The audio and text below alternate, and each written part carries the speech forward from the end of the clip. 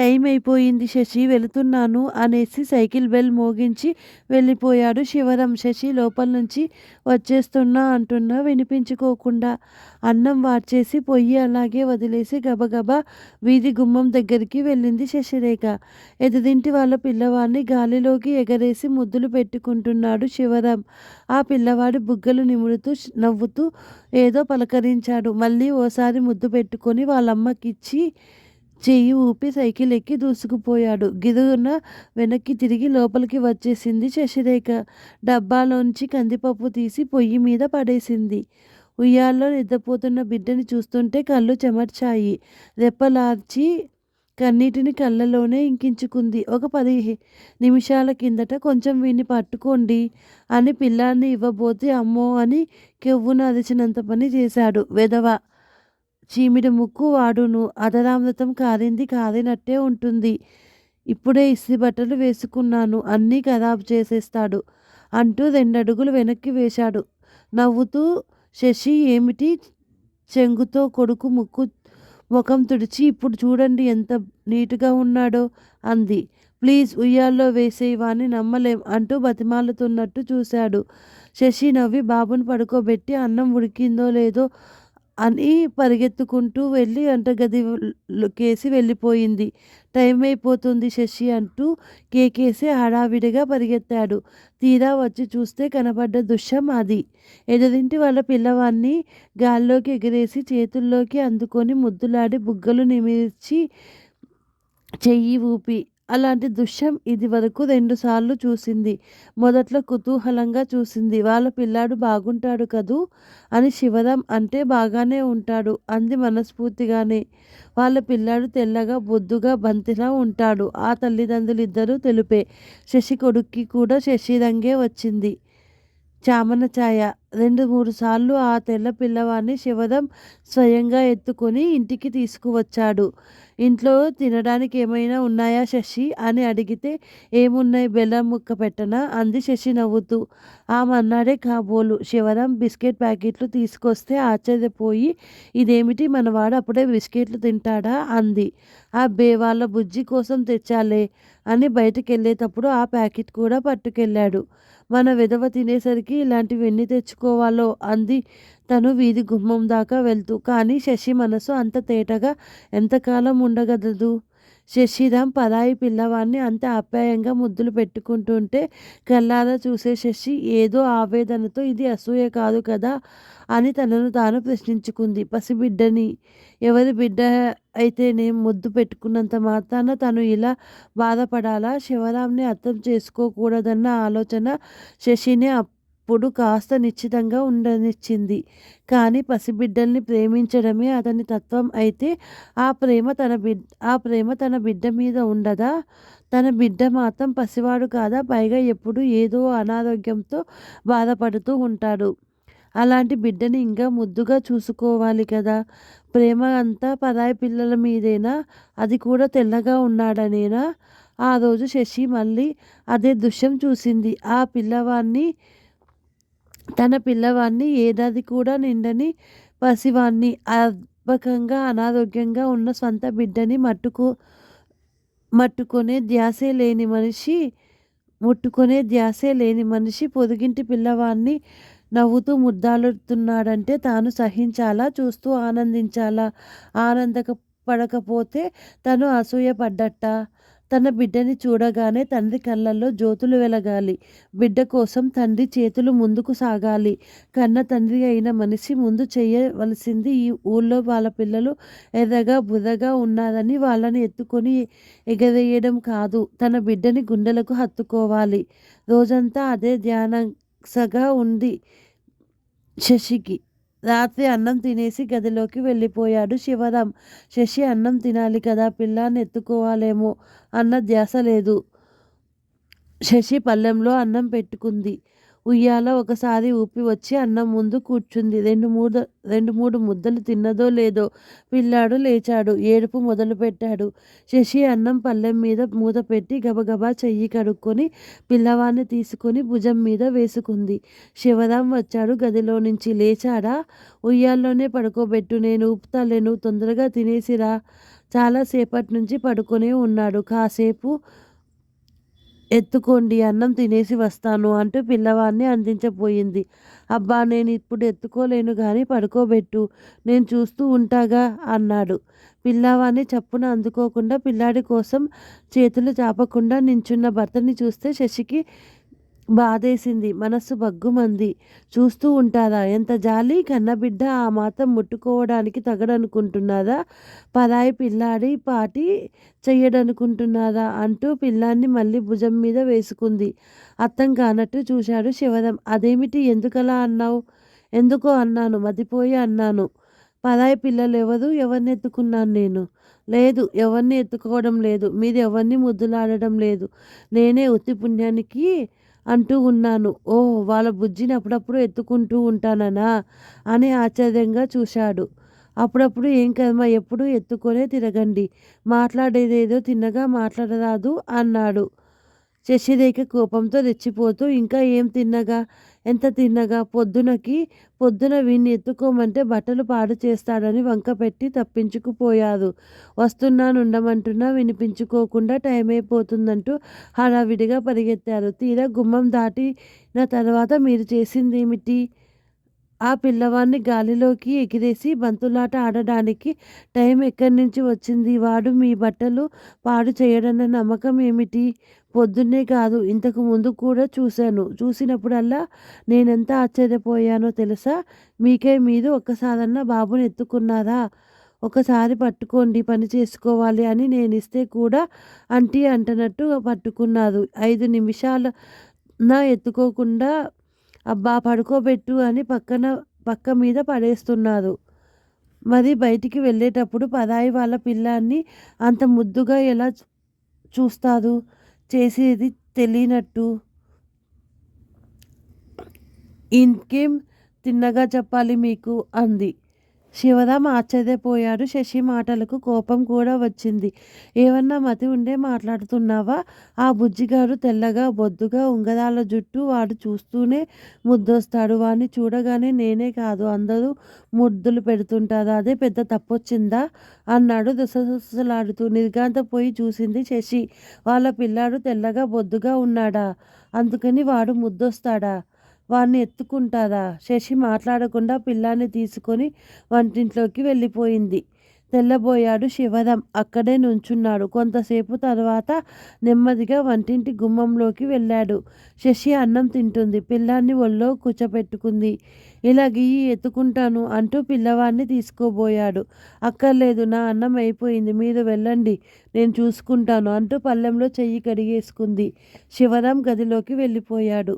మరునాడు ప్రొద్దున బద్ధకంగా లేచి గదిలో నుంచి బయటకు వచ్చాడు శివరాం. వంటింటి గడప దగ్గర చాప మీద నుంచి జరిగి నేల తడిలో దొల్లుతున్నాడు పిల్లవాడు. శశి పొయ్యి దగ్గర పనిలో మునిగి ఉండి పిల్లాన్ని చూడలేదు. శివరాం వచ్చిన చప్పిడికి తల తిప్పి చూసింది. శివరాం పిల్లవాడిని చప్ప మీద పడేయడానికి రెక్కపట్టి ఎత్తబోయాడు. చప్పున ఆ పిల్లాన్ని ఎత్తుకొని పమిట చెంగుతో పిల్లాడి ఒళ్ళంతా తుడుస్తూ, తొందరగా వెళ్ళి ముఖం కడుక్కోండి, ఇడ్లీలు చల్లబడిపోతాయి అంది. రాత్రి నిద్ర పట్టలేదు సరిగా శశి అంటూ శివరాం మొహం కడుక్కోవడానికి వెళ్ళాడు. పిల్లాన్ని చాప మీద పడుకోబెట్టి మళ్ళీ పనిలో పడింది. శివరాం మొహం కడుక్కొని వచ్చి ఇడ్లీ ప్లేటు అందుకొని పిల్లాడి పక్కన చాప మీద కూర్చున్నాడు. తినడం పూర్తి చేసి ప్లేటు బయట పెట్టి చేతులు కడుక్కొని వచ్చేసరికి పిల్లాడు చాప మీద బోర్లపడి నుదురు నేలకి కొట్టుకొని కేదమన్నాడు. శివరాం వంగి కొడుకుని తీసుకోబోతుంటే శశి అప్పటికే పిల్లాన్ని అందుకుంది. వాణ్ణి ఎత్తుకొని నుదురు నిమిరి బుజ్జగిస్తూ దూరంగా తీసుకుపోయింది. శశి, వాణ్ణి నాకి కాసేపు ఇయ్యి, నువ్వు పని చేసుకో అన్నాడు శివరాం. పర్వాలేదు, నెమ్మదిగా చేసుకుంటాను, మీరు స్నానానికి వెళ్ళిరండి, మళ్ళీ ఆఫీస్కి లేట్ అయిందంటారు అంది. నువ్వు బియ్యం ఏరుతున్నావుగా, ఇలా ఇయ్యి వాణ్ణి అన్నాడు. పర్వాలేదు, వాడికి కూడా పాలు ఇవ్వాలి, పాలు తాగి చాలాసేపు అయింది అంటూ పిల్లాన్ని ఒళ్ళో పెట్టుకుని బియ్యం చేట పక్కన పెట్టుకుని కూర్చుంది. వాడి ఒళ్ళు వెచ్చగా అనిపించిందే ఇందాక. జ్వరం వచ్చిందా? కొంచెం వెట్టబడ్డట్టే ఉంది. శివరాం స్నానానికి వెళ్ళాడు. తిరిగి వచ్చి తన పనులన్నీ చేసుకొని ఆఫీసుకి బయలుదేరాడు. శశి వెనకాల వెళ్ళలేదు. వీధి వైపు చూడలేదు. సాయంత్రం ఇంటికి వస్తూనే బాబుకి జ్వరం తగ్గిందా అని అడిగాడు. బాగానే ఉంది అంది శశి ముభావంగా. ఏమిటి బాగానే ఉంది, జ్వరమా అన్నాడు శివరాం నవ్వు మొహం పెట్టి. శశి మాట్లాడలేదు. శివరాం ఉయ్యాల దగ్గరికి వెళ్ళి పిల్లాడి ఒంటి మీద చెయ్యి వేసి చూశాడు. వెచ్చగానే ఉంది. శశి, బాబుకి మందేశావా? ఆ, వేశాను. శివరాం బట్టలు మార్చుకొని పేపర్ తీసుకొని కూర్చున్నాడు. పిల్లాడు లేచినప్పుడల్లా శశి హాజరై ఉయ్యాల ఊపి, లేకపోతే లేవదీసి ఎత్తుకొని సముదాయిస్తూ వాకిట్లో తిప్పుతూ ఎత్తుకొనే పనంతా చేస్తుంది. రాత్రి శివరాం స్నానం చేసి వచ్చేటప్పటికి అన్నం వడ్డిస్తాను, వస్తారా అని పిలిచింది. ఇద్దరం కలిసి తిందాం లేవా, అని నిద్రపోని అన్నాడు. పర్వాలేదు, ముందు మీరు తినండి, నేను తర్వాత తింటాను అనేసి లోపలికి వెళ్ళి అన్నం వడ్డించింది. శివరాం లేచి వెళ్ళాడు. భోంచేస్తూ ఆఫీసు కబుర్లేవో చెప్పాడు. కూరల్ని పొగిడాడు. ఉన్నట్టుండి ఏం అంత ముభావంగా ఉన్నావు అని అడిగాడు. అబ్బే, ఏం లేదులే, మీరేదో చెప్తుంటే వింటూ ఉన్నాను అంది. నువ్వు అన్నం పెట్టుకో, మీ పళ్ళెం తీసేసి కూర్చుంటాను రెట్టించలేదు శివరాం. చెయ్యి కడుక్కొని లేచాడు. వీధి గుమ్మంలోకి వెళ్ళాడు. ఎదురింటి దంపతులు కొడుకుని ఆడిస్తూ వీధి వాకిట్లో కుర్చీలు వేసుకుని కూర్చున్నారు. ఆ సందు సాయంత్రం అయ్యేసరికి నిర్మానుష్యంగా ప్రశాంతంగా ఉంటుంది. భోజనాలు చేసి ఆడవాళ్ళు మగవాళ్ళు కాసేపు ఆరు బయటకు వచ్చి ఒకళ్ళనొకరిని పలకరించుకుంటారు. అప్పుడప్పుడు శివరాంని చూస్తూ ఎదురింటి ఆవిడ, రండి అన్నయ్య గారు, వదిన గారు ఇంకా భోజనం చెయ్యలేదా అంటూ పలకరించింది. చెక్కలో ఉన్న కొడుకుతో, బుజ్జి, మామయ్య గారొచ్చారా, వెళ్ళు, ఎత్తుకుంటారు అంటూ పిల్లాన్ని చనువుగా అందించింది శివరాంకి. శివరాం బుజ్జిని ఎత్తుకున్నాడు. ఆవిడ భర్తకేసి చూస్తూ, మన బుజ్జి అంటే అన్నయ్య గారికి ఎంత ఇష్టమో, ఈ వెధవని ఎత్తుకోకపోతే ఆయనకి ఏమీ తోచదు అంటూ నవ్వింది. శివరాం నెమ్మదిగా బుజ్జిని వాళ్ళ నాన్నకి అందిస్తూ, మా వాడికి కొంచెం ఒంటో బాగాలేదు, లేస్తాడేమో, వాళ్ళమ్మ అన్నం తింటుంది అంటూ గబగబా లోపలికి వచ్చేశాడు. శశి పిల్లాన్ని భుజం మీద వేసుకొని తిప్పుతుంది. అన్నం తింటూ తింటూ లేచినట్టుగా పళ్ళెంలో మజ్జిగ అన్నం ఉంది. వాణ్ణి ఇలా ఇవ్వు, నువ్వు అన్నం తిను అంటూ శివరాం పిల్లాన్ని ఎత్తుకోబోయాడు. వద్దు, మీ దగ్గర ఉండడు, పర్వాలేదు, వాడు నిద్రపోయాక తింటాను అంటూ అన్నం పళ్ళెం మీద ఒక ప్లేటు మూత పెట్టింది. నేను ఎత్తుకుంటానుగా, తొందరగా తెమల్చుకుని రారాదు అంటూ శివరాం పిల్లాన్ని తీసుకోబోయాడు. వద్దులేండి, మీ దగ్గర ఉండడు, వాడికి అసలే ఒంట్లో బాగాలేదు అంది. ఎందుకుండడు, వాడికి ఏం తెలుసు అన్నాడు. తెలుస్తుంది, ఎవరెత్తుకుంటున్నారో వాడికి తెలుస్తుంది, తెలిస్తే తెలిసిందిలే, వాడే ఉంటాడు అని శివరాం పిల్లాన్ని బలవంతంగా తీసుకోబోయాడు. పిల్లాన్ని ఇవ్వకుండా శశి కోపంగా, వద్దు అని చెప్తున్న వినవా అంది. ఏంటి శశి, నువ్వు పొద్దున్నుంచి చూస్తున్నాను, పిల్లాడిని నా చిటికెన వేలు కూడా అంటనివ్వట్లేదు, నేను గ్రహించలేదనుకుంటున్నావా అంటూ శివరాం కూడా కోపంగా చూశాడు. గ్రహిస్తే మంచిదే. ఏమిటి మీరు గ్రహించింది, పిల్లాన్ని అంటకుండా ముట్టుకోకుండా మీరు చేసుకుంటున్నారా, నేను చేస్తున్నానా? వాణ్ణి ముట్టుకోవడం మీకే ఇష్టం లేదు, మీకు ఇష్టం లేనివి మీరు చెయ్యొద్దు, అదే నేననేది. పిల్లాన్ని ముట్టుకోవడం నాకు ఇష్టం లేదా, ఎవరన్నారు అన్నాడు శివరాం తెల్లబోతూ. ఎవరో అంటే నాకెందుకు, ఎవరో అంటే నేను నమ్మను, నేను ఊరుకోను, మీరే అన్నారు పిల్లలంటే తెల్లగా ఉండాలి, బొద్దుగా ఉండాలి, ఉంగరాల జుట్టు ఉండాలి, అలా ఉన్న పిల్లలే ముద్దొస్తారని మీరే అన్నారు. అప్పటిదాకా నేనేమిటో తెలివి తక్కువ దానిలాగా కన్నపిల్లలు ఎలా ఉన్నా తల్లిదండ్రులకు ముద్దొస్తారేమో అనుకుంటూ ఉన్నాను. కాకి పిల్ల కాకికి ముద్దు కదా అనుకుంటున్నాను, నాదే పొరపాటు. నల్లగా పీలగా అర్భకంగా ఉన్న పిల్లలు ముద్దొస్తారు, వాళ్ళని చేతుల్లోకి ఎత్తుకోవాలని ఎలా అనిపిస్తుంది? అలాంటి పిల్లల్ని గతిలేక పెంచవలసిందే గాని ప్రేమతో పెంచగలమా? తల్లిని కాబట్టి నాకు ఈ చాకిరీ తప్పదు, మీకు కూడా ఎందుకు ఈ బాధ? తెల్లగా బొద్దుగా ఉన్న పిల్లలు ఎక్కడెక్కడ ఉంటారో చూసుకొని వాళ్ళని ఎత్తుకోండి. వీడి సంగతి నేను చూసుకుంటాను. మీరింక వీడిని ముట్టుకోవద్దు అంది. శివరాం నిర్ఘాంతపోతూ చూశాడు. ముట్టుకోవద్దనడానికి నువ్వెవరు? వీడు నీకే కాదు నాకు కొడుకే. ఎత్తుకోవద్దంటే నేను మానతానా? అన్నాడు కోపంగా. మీ కొడుకా? అని ఆశ్చర్యపోయింది శశి. నల్లగా పీచు జుట్టు తెగుళ్ళ కొంటి పిల్లాడు మీ కొడుకా? ఇలాంటి పిల్లల్ని చూస్తే మీకు అసహ్యం వేయదు? వీణ్ణి మీ కొడుకుని ఎలా చెప్పుకుంటారు? పిల్లలు తల్లిదండ్రుల రూపురేఖలతోటే పుడతాడు. వీడికో తమ్ముడో చెల్లెలో పుట్టిన వాళ్ళు ఇలాగే ఏడుస్తారు. మీరసలు వాళ్ళమ్మని ఎంచుకునేటప్పుడే పెద్ద పొరపాటు చేశారు. ఇప్పుడు విచారించి ఏం లాభం? ఇక మీరు పరాయి వాళ్ళ పిల్లల్ని చూసి సంతోషపడాల్సిందే. మీ సంగతి ఆలోచిస్తే నాకు బాధగానే ఉంది. కానీ నేనేం చెయ్యను. నా చేతుల్లో ఏం లేదు అంది. శశి కోపానికి తెల్లబోయాడు శివరాం. శశి, నీ అందచందాల గురించి నేనెప్పుడన్నా చులకనగా మాట్లాడానా? అన్నాడు. నా గురించి మాట్లాడకపోతే ఏం? నా కడుపున పుట్టిన బిడ్డ గురించి చులకనగా మాట్లాడితే అది నా గురించి మాట్లాడినట్లు కాదా? నల్లగా ఉండడం నా కొడుకు తప్ప? అర్భకంగా ఉండడం వాడి తప్ప? వాడేం పాపం చేశాడు? వాడేం తప్పు చేశాడు?